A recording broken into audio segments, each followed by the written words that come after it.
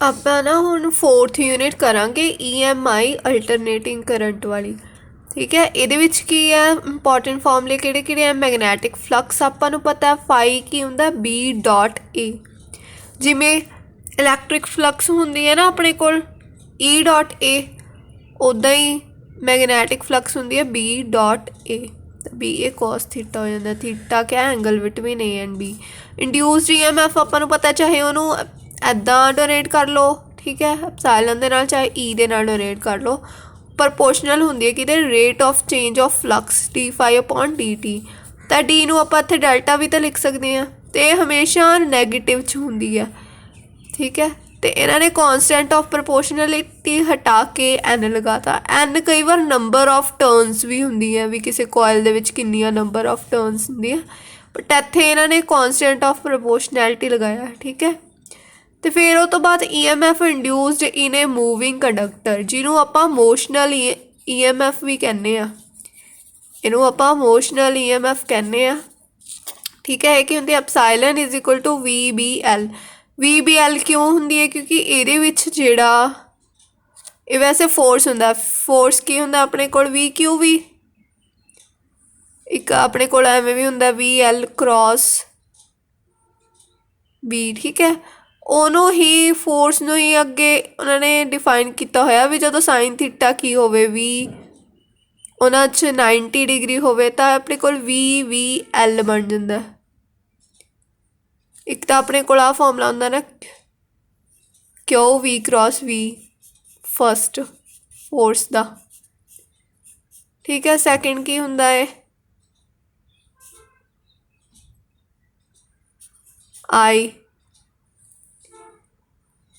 TL×V ਹੁੰਦਾ। ਦੋ ਫੋਰਸ ਤਾਂ ਇਹ ਹੁੰਦੇ ਨੇ ਨਾ, ਬਟ ਮੋਸ਼ਨਲ EMF ਦੇ ਵਿੱਚ VL ਹੁੰਦਾ। ਇਹ ਬਸ ਤੁਸੀਂ ਯਾਦ ਰੱਖਿਓ ਵੀ BVL ਹੁੰਦਾ। ਵੇਅਰ VBL ਆਰ ਮਿਊਚੁਅਲੀ ਪਰਪੈਂਡੀਕੂਲਰ ਨੇ, ਤਾਂ ਇਹਨਾਂ 'ਚ ਕਿਆ ਆਊਗਾ ਸਾਈਨ ਵੀ ਕੀ ਆਊਗਾ, ਸਾਈਨ 90 ਕੀ ਹੋ ਜੂਗਾ 1। ਇੱਥੇ ਵੀ ਆਪਣੇ ਕੋਲ ਇੱਦਾਂ ਹੀ ਹੈ, ਜਿਵੇਂ ਆਹ DL×V ਹੈ ਤਾਂ ਆਪਣੇ ਕੋਲ L×V ਹੋ ਜੂਗਾ ਇੱਥੇ। ਠੀਕ ਹੈ, ਇਹ ਫਾਰਮੂਲੇ ਨਾਲ ਰਿਲੇਸ਼ਨ ਦੇਖਣਾ ਵੀ ਆਪਾਂ ਨਾ EMF ਦਾ ਫੋਰਸ ਦੇ ਨਾਲ ਕਿੱਦਾਂ ਰਿਲੇਸ਼ਨ ਹੈ, ਉਹਦੇ ਅਕੋਰਡਿੰਗ ਆ ਜੂਗਾ ਇਹ VBL। ਠੀਕ ਹੈ, ਮੈਗਨੈਟਿਕ ਫਲਕਸ ਕੀ ਹੁੰਦੀ ਹੈ ਫਾਈ। ਇਹ ਆਪਣੇ ਕੋਲ ਨਵਾਂ ਫਾਰਮੂਲਾ ਹੈ ਜਦੋਂ ਇੰਡਕਸ਼ਨ ਹੁੰਦੀ ਹੈ, ਸੈਲਫ ਇੰਡਕਸ਼ਨ ਹੁੰਦੀ ਹੈ। ਠੀਕ ਹੈ, ਉਦੋਂ ਫਾਈ ਕੀ ਹੁੰਦੀ ਹੈ ਮੈਗਨੈਟਿਕ ਇੰਡਕਸ L×I। ਸੈਲਫ ਇੰਡਕਸ਼ਨ ਕਦੋਂ ਹੋਊਗੀ ਜਦੋਂ ਇੱਕੇ ਕੋਇਲ ਹੋਊਗੀ ਆਪਣੇ ਕੋਲ, ਇੱਕੇ ਕੋਇਲ ਕਰਕੇ ਆਪਣੇ ਕੋਲ ਇੰਡਕਸ਼ਨ ਹੁੰਦੀ ਆ, ਉਦੋਂ ਸੈਲਫ ਇੰਡਕਸ਼ਨ ਹੁੰਦੀ ਹੈ ਇਹਦੇ ਕੋਇਲ 'ਚ, ਇਹਦੇ ਕਰਕੇ ਇਹਦੇ ਵਿੱਚ ਹੀ। ਠੀਕ ਹੈ, ਫਲਕਸ ਚੇਂਜ ਹੋ ਗਈ। ਹੁਣ ਜਿਵੇਂ ਇਹ 'ਚ ਕਰੰਟ ਪ੍ਰੋਡਿਊਸ ਹੋ ਗਿਆ, ਇੱਥੇ ਕਰੰਟ ਪਾਤਾ ਤਾਂ ਇਹਦੇ ਵਿੱਚ ਫਲਕਸ ਚੇਂਜ ਹੋ ਜੂਗੀ ਨਾ, ਤਾਂ ਉਹਨੂੰ ਸੈਲਫ ਇੰਡਕਸ਼ਨ ਕਹਿੰਦੇ ਨੇ। Where L is coefficient of self induction. ਫਿਰ ਇੱਥੇ ਜੇ ਆਪਾਂ ਇਹਦੀ ਇੰਡਿਊਸਡ EMF ਦੇਖਣੀ ਆ, ਇਹਦੇ ਵਿੱਚ ਇੰਡਿਊਸਡ EMF ਪ੍ਰੋਡਿਊਸ ਹੋਊਗੀ ਨਾ ਕੋਇਲ ਦੇ ਵਿੱਚ, ਤਾਂ ਉਹ ਕੀ ਹੋ ਜੂਗੀ ਕਰੰਟ ਕਰਕੇ ਹੋਈ ਹੈ, ਤਾਂ ਆਪਣੇ ਕੋਲ ਕੀ ਹੈ rate of change of current ਆ ਜੂਗਾ ਇੱਥੇ। ਠੀਕ ਹੈ, ਅਤੇ ਜਦੋਂ ਕੌਨਸਟੈਂਟ ਆਫ ਪ੍ਰਪੋਰਸ਼ਨੈਲਿਟੀ ਹਟਾਉਣਾ ਤਾਂ ਉਹਦੀ ਥਾਂ 'ਤੇ L ਲੱਗ ਜਾਂਦਾ ਇੱਥੇ। ਠੀਕ ਹੈ, ਇਹੀ ਹੈ ਉੱਪਰ ਵਾਲਾ ਸੈਲਫ ਇੰਡਕਟੈਂਸ ਦਾ ਫਾਰਮੂਲਾ। ਫਿਰ ਉਹ ਤੋਂ ਬਾਅਦ ਕੀ ਹੈ ਸੈਲਫ ਇੰਡਕਟੈਂਸ ਆਫ ਅ ਸੋਲੇਨੋਇਡ। ਇਹ ਵੀ ਫਾਰਮੂਲਾ ਤੁਹਾਡਾ ਇੰਪੋਰਟੈਂਟ ਹੈ ਕਿ ਜਿਹੜੀ ਸੈਲਫ ਇੰਡਕਟੈਂਸ ਹੁੰਦੀ ਹੈ, ਇੰਡਕਟੈਂਸ L ਦੇ ਨਾਲ ਡੋਨੇਟ ਕਰਦੇ ਹਾਂ ਆਪਾਂ, ਸੈਲਫ ਇੰਡਕਟੈਂਸ। ਠੀਕ ਹੈ, ਇਹ ਸੋਲੇਨੋਇਡ ਦੀ ਕਿਤੇ ਡਿਪੈਂਡ ਕਰਦੀ ਹੈ। ਇੱਕ ਤਾਂ μR 'ਤੇ ਆਪਾਂ ਨੂੰ ਪਤਾ ਰਿਲੇਟਿਵ ਪਰਮੇਬਿਲਿਟੀ ਹੁੰਦੀ ਹੈ μR। μ0 ਕੀ ਹੁੰਦੀ ਹੈ ਐਬਸੋਲਿਊਟ ਪਰਮੇਬਿਲਿਟੀ।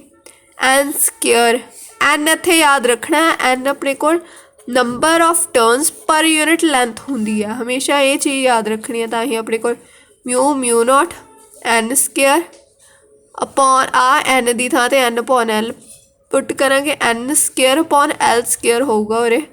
ਠੀਕ ਹੈ, A×L, ਅਤੇ ਇੱਕ L ਦੇ ਨਾਲ ਇੱਕ L ਕੈਂਸਲ ਹੋ ਗਈ, ਤਾਂ ਇਹਨਾਂ ਨੇ ਇੱਦਾਂ ਫਾਰਮੂਲਾ ਲਿਖਿਆ ਸੀ। ਠੀਕ ਹੈ, ਨੈਕਸਟ ਕੀ ਹੈ ਮਿਊਚੁਅਲ ਇੰਡਕਸ਼ਨ। ਮਿਊਚੁਅਲ ਇੰਡਕਸ਼ਨ 'ਚ ਉੱਥੇ ਜੇ ਸੈਲਫ ਇੰਡਕਟੈਂਸ ਦੇ ਵਿੱਚ L ਸੀ ਤਾਂ ਮਿਊਚੁਅਲ ਦੇ ਵਿੱਚ एम आ जूगा। ठीक है, तो ये म्यूचुअल इंडक्टेंस का वैसे एम होंगी है, इन्होंने आ गलत लिखा होया, म्यूचुअल इंडक्टेंस एम होंगी है, ये तो इंड्यूस्ड EMF है। ठीक है, इंड्यूस्ड EMF है, इंड्यूस्ड EMF ई की होंगी है is equal to -m TI/dt। Current दे जो करंट फ्लो करता, हुण जिवें आ एक कोयल है, ठीक है, एक कोयल है, ਇਹਦੇ ਵਿੱਚੋਂ करंट फ्लो किया, इत्थे फ्लक्स चेंज हुई, तो ये फ्लक्स चेंज करन नाल ਇਹਦੇ ਚ किन्नी फ्लक्स चेंज हुई, ਇਹਨੂੰ ਕਹਿੰਦੇ आ म्यूचुअल इंडक्शन। ठीक है, हुण जे मान लो mutual inductance of solenoid coil देखनी है, तो यदा फॉर्मूला भी तुसीं आह याद रखना है। बस उपर वाले च की फर्क सी, इत्थे μr भी आ जांदा सी ना, सैल्फ इंडक्टेंस दे विच दोनों आ जांदे सी, बट इत्थे μ0 कल्ला आना, तो इत्थे क्योंकि दो कॉइल्स ने, उत्थे तो एक ही कॉइल सी ना सैल्फ इंडक्टेंस दे विच, सैल्फ मीनस एक, कल्ले आपां कल्ले हुंदे आ जदों, म्यूचुअल दे विच मीनस दो कॉइल्स हो गई, दो कॉइल्स मान लो ये ते नंबर ऑफ टर्नस N1 है, ये ते N2 आ। ठीक है, तो वह जो N² है उत्थे बस N1/L हो जाऊगा, तो N2/L हो जाऊगा, तो ये L तो है ही सी, एक L दे नाल एक L कैंसल हो गया, तो इदा आ गया। मीनस आही फॉर्मूला है सेम, बस इत्थे μr की वैल्यू 1 हो जाती है म्यूचुअल इंडक्टेंस दे विच μr दी। ठीक है, इत्थे की हो जूगी μr की वैल्यू 1 हो जूगी। बाकी N² उत्थे N² सी, क्योंकि सेम नंबर ऑफ टर्म्स दो बार लेके जाते सी ना सेम नाल, तो इत्थे मान लो दो अलग अलग ने, अलग अलग नंबर ऑफ टर्म्स ने तो N1 N2 लवांगे।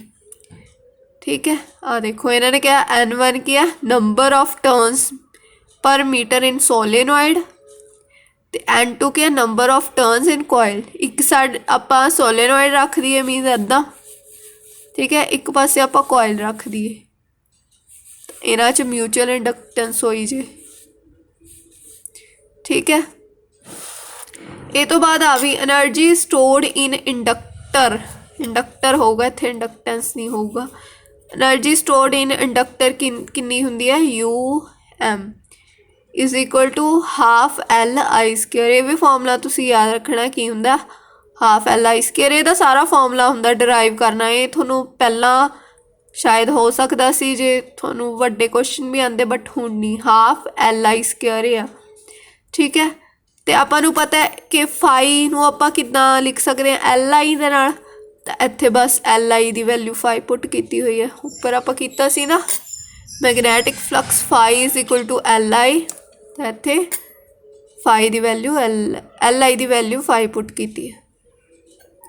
हुण उस तो बाद थोड़े जे आह केसिस ने, ये थोड़े MCQs दे विच भी होणगे। हुण जे मान लो स्ट्रेट वायर कॉयल सिस्टम लिया इन्होंने, ठीक है, एक वायर है वो करंट फ्लो कर रहा, तो उन्होंने कहा भी जे ये करंट इनक्रीज डिक्रीज होगा, तो ये करंट इंड्यूस्ड करंट होगा जो कह जा होगा, क्लॉकवाइज होगा या एंटी क्लॉकवाइज होगा, किदा जिमें आ इधर नूं जा रहा। ठीक है, जे तो मान लो ये कित्थे तो लैफ्ट तो राइट जा रहा ना, जे तो है ना करंट इनक्रीज हो रहा है, तो यदा मतलब कि इत्थे इंड्यूस्ड करंट क्लॉकवाइज जाऊगा। क्यों क्लॉकवाइज जाऊगा?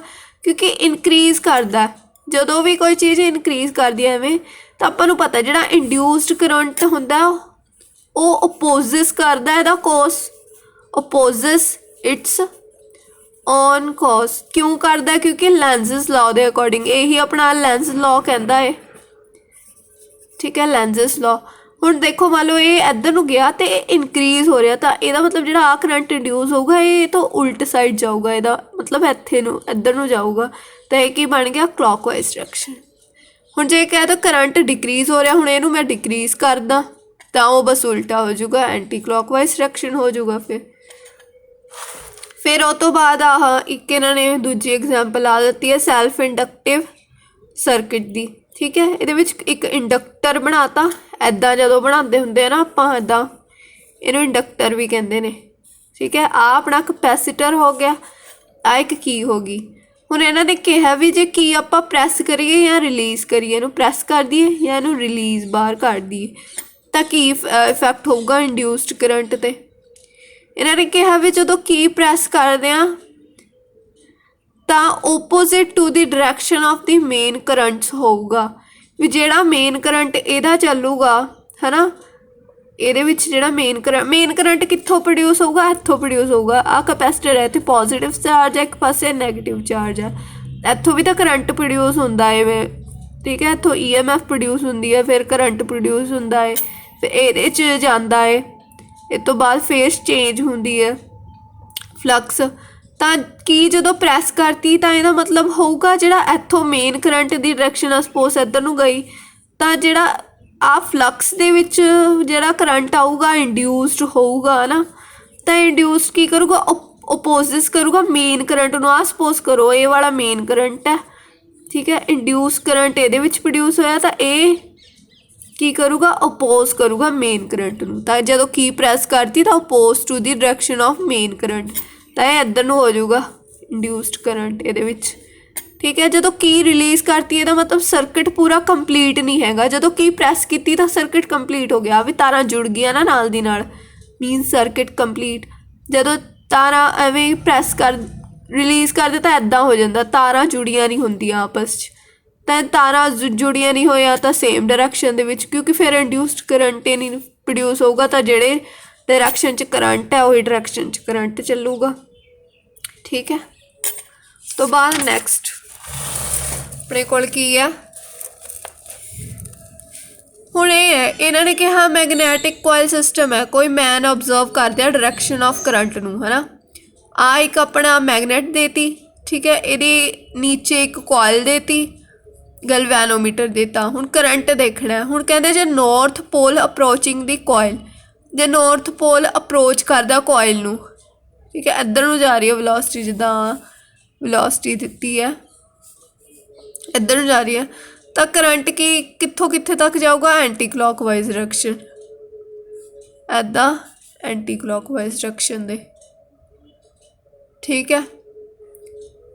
ਇਹ ਹੁਣ ਆਪਾਂ ਕਿਵੇਂ ਦੇਖਾਂਗੇ, ਹੁਣ ਦੇਖੋ ਨੌਰਥ ਹੈ ਨਾ, ਨੌਰਥ ਜਦੋਂ ਕੋਇਲ ਦੇ ਕੋਲ ਚਲੇ ਗਿਆ, ਵੈਸੇ ਇਹਨਾਂ ਨੇ ਇੱਥੇ ਦਿੱਤਾ, ਇੱਧਰ ਦੇਣੀ ਚਾਹੀਦੀ ਸੀ ਇਹ ਮੈਗਨੇਟ, ਇੱਥੋਂ ਜਦੋਂ ਨੌਰਥ ਇੱਥੋਂ ਚਲੇ ਗਿਆ, ਠੀਕ ਹੈ, ਤਾਂ ਇੱਥੇ ਵੀ ਕੀ ਆ ਨੌਰਥ ਪੋਲ ਬਣੂਗਾ ਇੱਥੇ ਇੱਕ, ਤਾਂ ਇੱਥੇ ਸਾਊਥ।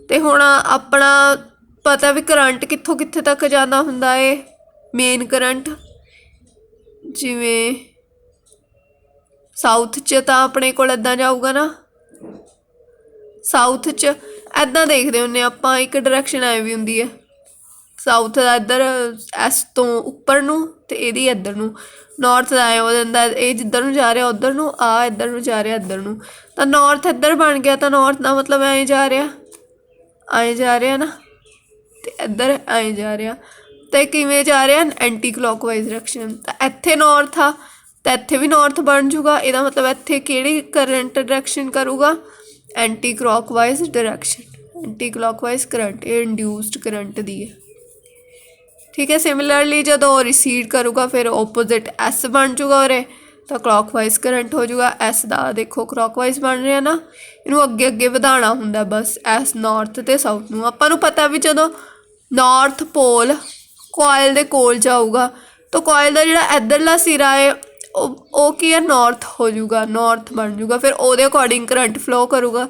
ਜੇ ਇੱਥੇ ਆਪਾਂ ਦੂਰ ਲੈ ਕੇ ਜਾ ਰਹੇ ਹਾਂ ਇਹਨੂੰ, ਤਾਂ ਇੱਥੇ ਕੀ, ਹੁਣ ਜੇ ਮੰਨ ਲਓ ਮੈਂ ਇੱਥੇ ਲੈ ਗਈ, ਠੀਕ ਹੈ, ਇਹ ਕਾਫੀ ਦੂਰ ਹੋ ਗਿਆ, ਤਾਂ ਇੱਥੇ ਸਾਊਥ ਬਣੂਗਾ, ਤਾਂ ਸਾਊਥ ਦੇ ਅਕੋਰਡਿੰਗ ਡਾਇਰੈਕਸ਼ਨ ਬਣੂਗੀ। ਸਾਊਥ ਦੀ ਕੀ ਹੁੰਦੀ ਹੈ ਐਵੇਂ ਕਲੋਕਵਾਈਜ਼, ਨੌਰਥ ਦੀ ਹੁੰਦੀ ਹੈ ਐਂਟੀ ਕਲੋਕਵਾਈਜ਼, ਠੀਕ ਹੈ। ਅੱਗੇ ਥੋੜ੍ਹੇ ਜਿਹੇ ਫਾਰਮੂਲੇ ਨੇ ਅਲਟਰਨੇਟਿੰਗ ਕਰੰਟ ਦੇ ਵਿੱਚ।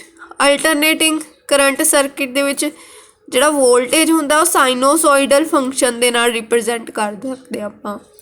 ਕਿਵੇਂ ਹੈ, V = V0। V0 ਜਿਹੜਾ ਹੁੰਦਾ ਇਹ ਵਿੱਚ ਹੁੰਦਾ ਨਾ, ਜਿਹੜਾ V = V0 ਇਹ ਐਂਪਲੀਟਿਊਡ ਹੁੰਦਾ ਵੋਲਟੇਜ ਦਾ, ਠੀਕ ਹੈ, ਇਹਨੂੰ ਐਂਪਲੀਟਿਊਡ ਕਹਿੰਦੇ ਨੇ।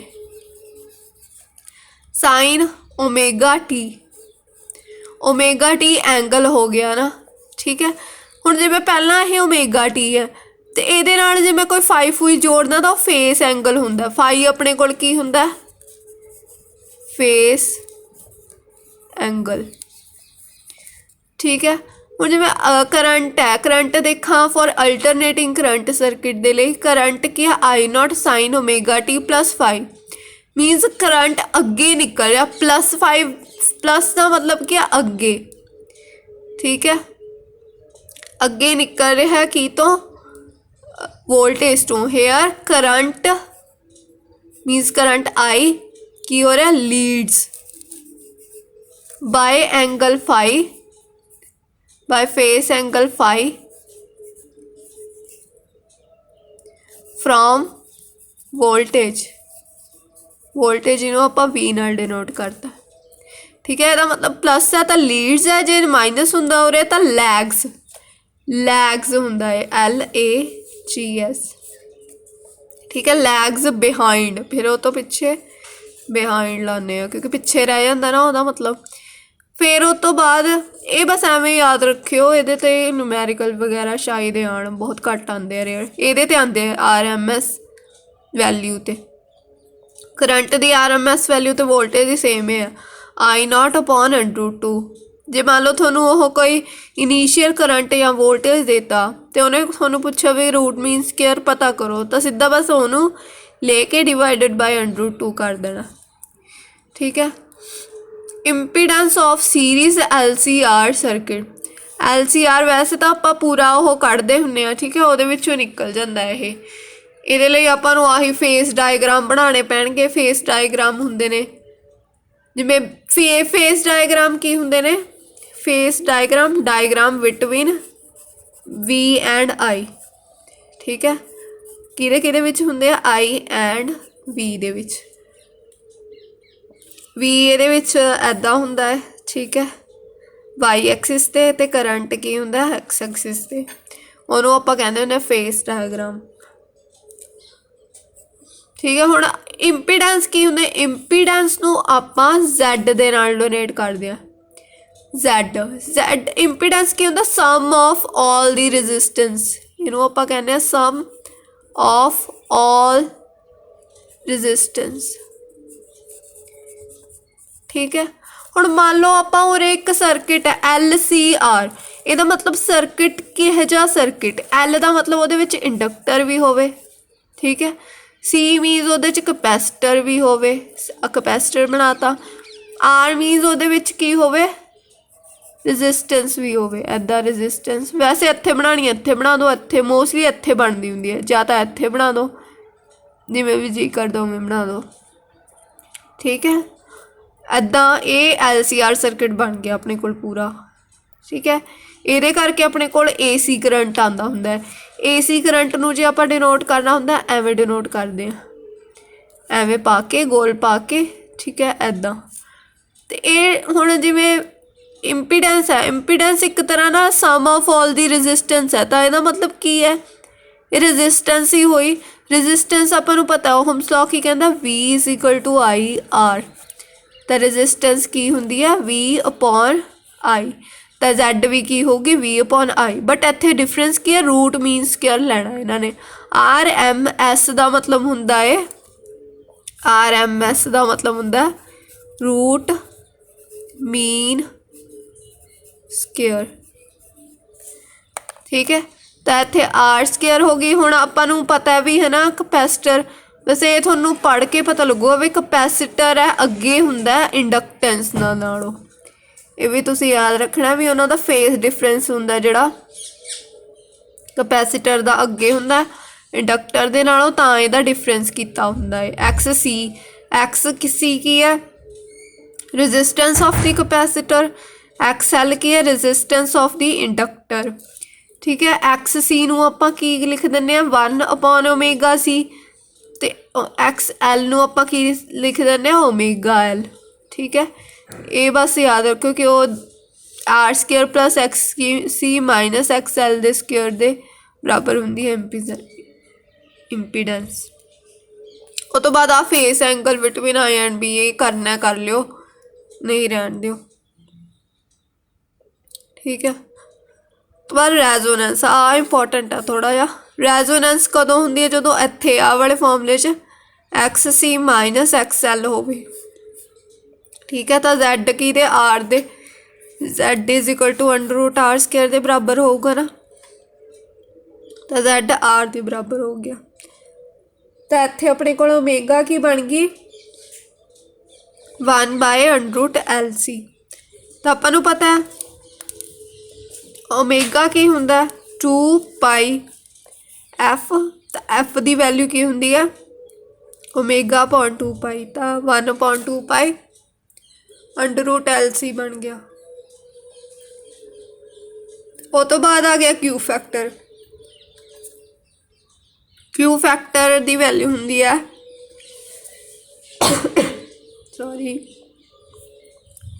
ω/R upon ω2 minus ω1। ਠੀਕ ਹੈ, ਇਹ ਵੈਸੇ ਡੈਫੀਨੇਸ਼ਨ ਯਾਦ ਰੱਖ ਲਿਓ। ਤੇ ω2 ਮਾਈਨਸ ω1 ਦੀ ਵੈਲਿਊ ਹੁੰਦੀ ਹੈ R upon L। ਤਾਂ ਉਹ ਪੁੱਟ ਕੀਤੀ ਇਹਨਾਂ ਨੇ। ਠੀਕ ਹੈ, ω/R ਦੀ ਵੈਲਿਊ ਇੱਥੋਂ 1/√LC ਪੁੱਟ ਕਰਾਂਗੇ ਜਦੋਂ ਇੱਥੇ ਆਪਾਂ, ਤਾਂ ਆਪਣੇ ਕੋਲ ਇੱਦਾਂ ਆ ਜਾਊਗਾ ਨਾ 1/√LC L upon R। R ਤਾਂ ਹੈਗੀ ਉਹ, ਆ ਜਿਹੜੀ L ਆ ਉੱਪਰ √ ਬਣ ਜਾਊਗਾ। ਤਾਂ ਆਹ ਵਾਲੀ ਵੈਲਿਊ ਆ ਗਈ। ਠੀਕ ਹੈ, ਉਹ ਤੋਂ ਬਾਅਦ ਕੀ ਹੈ? Average power dissipated in LCR circuit. Average power ਆਪਾਂ ਨੂੰ ਪਤਾ P ਕੀ ਹੁੰਦਾ? V.I। ਤਾਂ ਐਵਰੇਜ ਪਾਵਰ ਕੀ ਹੁੰਦਾ? ਜੇ ਇੱਥੇ ਐਵਰੇਜ ਲਿਖਾਂਗੇ ਆਪਾਂ, ਇੱਥੇ P ਐਵਰੇਜ, ਤਾਂ V √ ਮੀਨ ਸਕੇਅਰ ਹੋ ਜਾਊਗਾ, I ਵੀ √ ਮੀਨ ਸਕੇਅਰ। ਡਾਟ ਹੁੰਦਾ ਨਾ ਦੋਨਾਂ 'ਚ ਜਦੋਂ ਵੈਕਟਰ ਨਾਲ ਕਰਦੇ ਹਾਂ, ਤਾਂ ਇੱਥੇ cos θ ਆ ਜਾਊਗਾ। ਤੋਂ ਬਾਅਦ peak EMF in rotating coil of generator, ਉਹ ਹੁੰਦੀ ਹੈ E0। ਵੈਸੇ ਆ ਸ਼ਾਇਦ ਤੁਹਾਡੇ ਸਿਲੇਬਸ 'ਚ ਨਾ ਹੋਵੇ। E0 is equal to NBA⍵। ਠੀਕ ਹੈ, ਫਾਰਮੂਲਾ ਯਾਦ ਕਰ ਲਿਓ। ਜੇ ਨਹੀਂ ਹੋਇਆ ਤਾਂ ਰਹਿਣ ਦਿਓ। ਆ ਤਾਂ ਉਹ ਪਹਿਲਾਂ LCR ਸਰਕਿਟ ਸੀ ਨਾ, LCR ਸਰਕਿਟ ਲਈ ਸੀਗਾ ਆਹ ਰੈਜ਼ੋਨੈਂਸ ਲਈ। ਇੱਕ ਜਦੋਂ LC ਓਸੀਲੇਸ਼ਨਸ ਹੋਵੇ ਉਵੇਂ ਵੀ ਸੇਮ ਵੈਲਿਊ ਆਉਂਦੀ ਹੈ ਉਹਦੇ। ਰੈਜ਼ੋਨੈਂਸ ਜਿੰਨੀ ਰੈਜ਼ੋਨੈਂਸ ਦੇ ਨਾਲ ਆਉਂਦੀ ਹੈ ਨਾ ਓਮੇਗਾ ਦੀ ਵੈਲਿਊ, ਉਨੀ LC ਓਸੀਲੇਸ਼ਨਸ ਲਈ ਸੇਮ ਐਜ਼ ਰੈਜ਼ੋਨੈਂਸ। ਠੀਕ ਹੈ, ਅੱਗੇ ਕੀ ਹੈ? ਟਰਾਂਸਫਾਰਮਰ। ਟਰਾਂਸਫਾਰਮਰ ਆਪਾਂ ਨੂੰ ਪਤਾ ਕਿੱਥੇ ਯੂਜ਼ ਹੁੰਦੇ ਨੇ? ਆਹੀ ਜਦੋਂ ਹੈ ਨਾ ਤਾਰਾਂ ਤੋਂ ਆਪਾਂ ਕਰੰਟ, ਵੋਲਟੇਜ, ਤਾਰਾਂ 'ਤੇ ਵੋਲਟੇਜ ਜਾਂਦੀ ਹੁੰਦੀ ਹੈ ਅਤੇ ਉਹ ਤੋਂ ਬਾਅਦ ਕਰੰਟ ਆਪਾਂ ਘਰੇ ਲੈ ਕੇ ਆਉਣਾ ਹੁੰਦਾ, ਇੱਦਾਂ ਹੀ ਹੁੰਦਾ ਨਾ। ਠੀਕ ਹੈ, ਜਿਵੇਂ AC ਕਰੰਟ ਹੈ ਉਹਨੂੰ ਆਪਾਂ ਸਿੱਧਾ ਡਾਇਰੈਕਟ ਕਰੰਟ ਦੇ ਵਿੱਚ ਕਨਵਰਟ ਕਰਨਾ ਹੁੰਦਾ, ਤਾਂ ਉਦੋਂ ਆਪਾਂ ਨੂੰ ਟਰਾਂਸਫਾਰਮਰ ਦੀ ਲੋੜ ਪੈਂਦੀ ਆ। ਟਰਾਂਸਫਾਰਮਰ ਇੱਦਾਂ ਹੁੰਦਾ, ਇੱਕ ਉਹਦੀ ਪ੍ਰਾਇਮਰੀ ਕੋਇਲ ਹੁੰਦੀ ਆ, ਜਿਵੇਂ ਆਏ ਮਿਊਚੁਅਲ ਇੰਡਕਟੈਂਸ ਵਾਂਗੂ ਹੀ ਆ ਉਹਦੀ ਪ੍ਰਾਇਮਰੀ ਕੋਇਲ ਹੁੰਦੀ ਹੈ। ਠੀਕ ਹੈ, ਤੇ ਇੱਧਰੋਂ ਉਹਦੀ ਸੈਕੰਡਰੀ ਕੋਇਲ ਹੁੰਦੀ ਆ। ਇਹਨੂੰ ਕੀ ਕਹਿੰਦੇ ਹੁੰਦੇ ਨੇ? ਸੈਕਿੰਡ ਵਾਲੀ ਨੂੰ ਸੈਕੰਡਰੀ। ਇਹਦੀਆਂ ਸਪੋਜ਼ ਕਰੋ ਨੰਬਰ ਆਫ ਟਰਨਸ NS ਹੈ, ਇਹਦੀਆਂ ਹੈਗੀਆਂ NP। ਠੀਕ ਹੈ, ਤਾਂ ਬਸ ਐਵੇਂ ਯਾਦ ਰੱਖਣਾ ਕਿ ਜਿਹੜੇ ਨੰਬਰ ਆਫ ਟਰਨਸ ਆ ਪ੍ਰਪੋਰਸ਼ਨਲ ਹੁੰਦੀਆਂ ਨੇ ਕਿਹਦੇ? ਵੋਲਟੇਜ ਦੇ, ਕਿਉਂਕਿ ਵੋਲਟੇਜ ਤੋਂ ਕਰੰਟ ਕਨਵਰਟ ਕਰਦਾ ਹੁੰਦਾ ਨਾ ਕਈ ਵਾਰ, ਅਤੇ ਵੋਲਟੇਜ ਦੇ ਪ੍ਰਪੋਰਸ਼ਨਲ ਨੇ ਇਹ ਟਰਨਸ। ਅਤੇ ਇਹ ਕੀ ਹੈ? ਬਸ ਐਵੇਂ ਯਾਦ ਰੱਖ ਲਿਓ, NS ਪ੍ਰਪੋਰਸ਼ਨਲ ਟੂ VS ਅਤੇ NP ਪ੍ਰਪੋਰਸ਼ਨਲ ਟੂ VP। ਤਾਂ ਇਹਨਾਂ ਨੇ VS/VP ਲਿਖਿਆ ਹੋਇਆ, NS/NP। ਠੀਕ ਹੈ, ਬਟ ਇਹ ਕਰੰਟ ਦੇ ਇਨਵਰਸਲੀ ਪ੍ਰਪੋਰਸ਼ਨਲ ਹੈ। Number of turns inversely proportional to current. ਠੀਕ ਹੈ, ਤਾਂ ਕਰਕੇ ਇਹਨੂੰ ਕੀ ਕਹਿੰਦੇ ਹੁੰਦੇ ਆ ਸਾਰੀ ਚੀਜ਼ ਨੂੰ? ਟਰਾਂਸਫੋਰਮੇਸ਼ਨ ਰੇਸ਼ੋ। ਬਸ ਇਹੀ ਯਾਦ ਰੱਖਣਾ ਵੀ ਸਟੈਪ ਆਫ ਟਰਾਂਸਫਾਰਮਰ ਲਈ ਕੀ ਹੁੰਦੀ ਹੈ? R। ਟਰਾਂਸਫੋਰਮੇਸ਼ਨ ਰੇਸ਼ੋ R ਨਾਲ ਡਿਨੋਟ ਹੈ, ਉਹ greater than 1 ਹੈ। ਸਟੈਪ ਡਾਊਨ ਲਈ less than 1। ਠੀਕ ਹੈ।